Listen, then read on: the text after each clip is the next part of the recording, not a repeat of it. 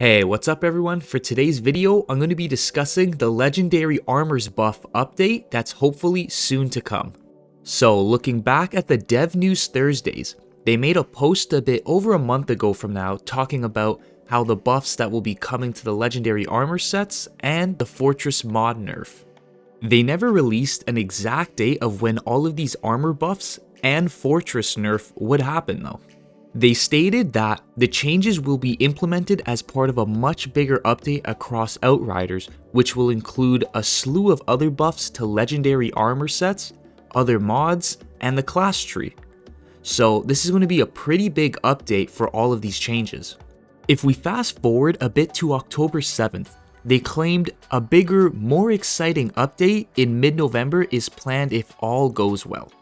They didn't mention what the update was about or anything else. Looking back at their older posts, I believe they're hinting at the armor and class tree buffs as well as the fortress nerf.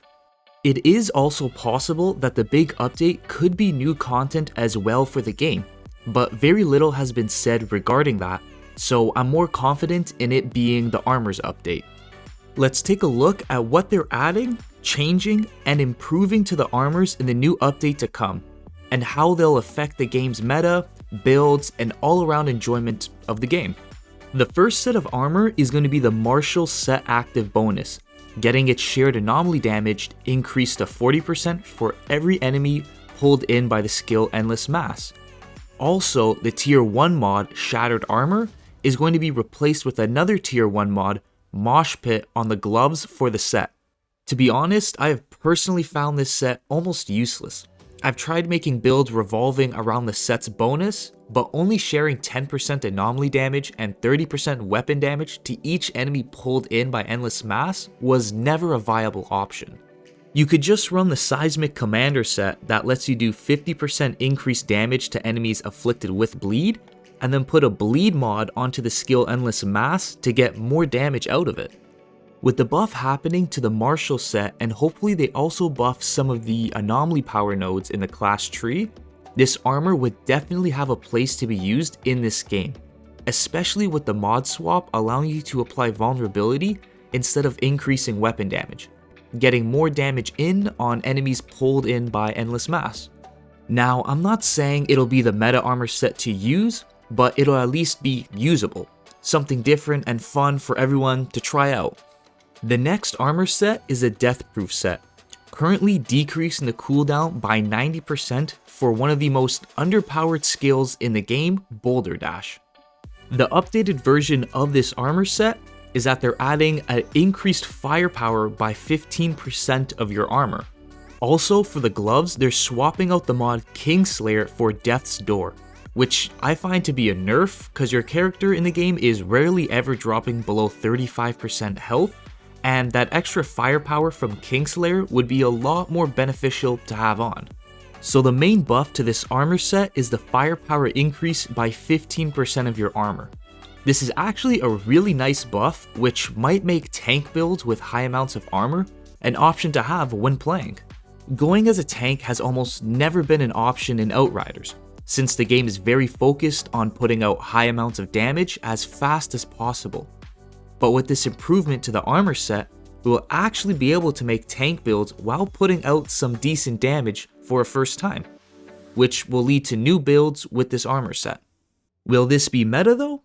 Most likely not, since it's only a 15% increase, unless you're able to reach millions and millions of armor score to really rack in that firepower. For the statue set, they're going to be swapping out the skill Life Leech attributes for close range damage attributes. So having a full set, you'll get a 30% close range damage buff, which is really huge for this armor. The statue set was always lacking behind just a bit, but with this large increased close range damage buff, there will definitely be more firepower builds coming out for the Devastator, which will be nice since I mainly see more anomaly power builds being used. Onto the Lava Lich set for the Pyromancer. It'll now give a 30% cooldown reduction on the skill Eruption, which might make it usable now compared to before its 10% cooldown. The skill Eruption has always been a really cool, flashy skill to use that can put out a very good amount of damage. The only thing that was holding it back was its very long cooldown. So with this buff lowering its cooldown even more, I'm really excited to see more of this skill being used and focused on in builds to come. Now for the Reforged set, which is getting completely reworked from the ground up, making it more anomaly power focused instead of what they originally tried to do, having it firepower focused. What they're doing with the set is swapping out the helmet's attributes max health for anomaly power, the long range damage for either cooldown reduction or skill life leech, hopefully cooldown reduction just cause that's an all around attribute desired on pretty much every armor piece. With the chest piece, they're just swapping out the tier 1 mod bullet absorption for another tier 1 mod ash grasp, which is really nice because bullet absorption really is a useless mod for when you're building more towards anomaly power, which ash grasp will be a lot more beneficial. For the lower armor or the legs, they're swapping out the mod wildfire with fire frenzy, which is going to give you an additional thermal bomb to use before the skill goes on to cooldown. Personally, I do find this as an improvement, but I don't see it being so huge though. Yes, having another thermal bomb to use on hand is amazing to have and almost always needed, but I found that Fire Frenzy isn't that bad of a mod just because of the amounts of damage you can do with burn over time. Either way, it's still a buff to the armor that'll definitely help nonetheless.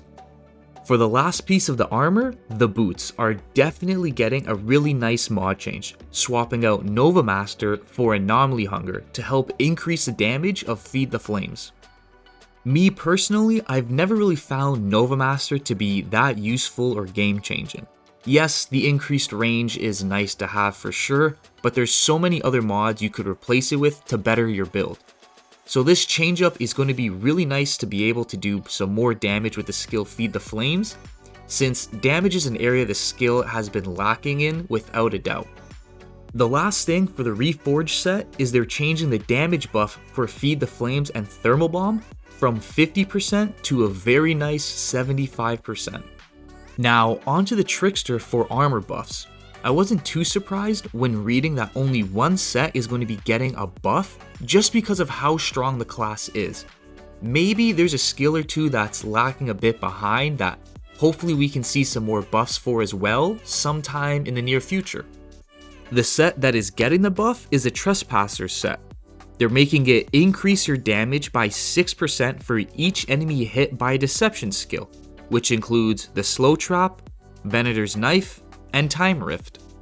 This is going to be a huge buff to the armor set, making builds be more focused on hitting as many enemies as possible with deception skills to get that increased damage, rather than just grabbing whatever gives you the most firepower. More options will be really nice to play around and experiment with. Now the Technomancer's armor buffs.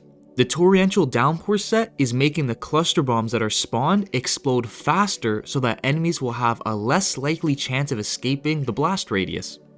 Just a small buff to the Torrential set that'll help increase its overall damage by speeding up the deployment time of the cluster bombs.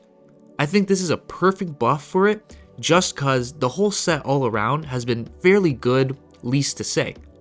But with this buff, it pushes it a bit more to be a good option to use in pod rescues, solo, or with a team. The Grim Inventor set is getting a huge buff that has been more than needed throughout the entire lifespan of this game. What they changed is that you can now refill the skill Tools of Destruction's ammo an infinite amount of times with confirmed hits using the skill Pain Launcher. Now, this is something I have been looking forward to for so long. This buff will without a doubt make using the RPG variation in the skill Tools of Destruction an actual option now. The minigun was always the way to go because you would be able to refill its ammo with the help of some mods, but you couldn't ever really do the same with the RPG variation, making it pretty much useless with its very long cooldown time. The last thing we are also expected to see is the changes happening to the Fortress mod. Instead of giving you a flat 43% damage boost, it'll now give you a 3% armor and resistance boost, stacking up to 5 times with every shot. At maximum stacks, you'll receive a 30% damage boost for 10 seconds. It seems like Fortress is still going to be a very good choice for anomaly powered builds, seeing that you'll get increased armor, resistance, and a damage buff as well. Do you think these buffs and changes will affect the meta of the game and how it will be played? Or these buffs and changes won't affect much and the game will still be the same? Let me know in the comment section down below on your thoughts of the new update soon to come. Thanks for watching, and I hope you enjoyed. That's everything for today's video, and I'll see you all in the next one.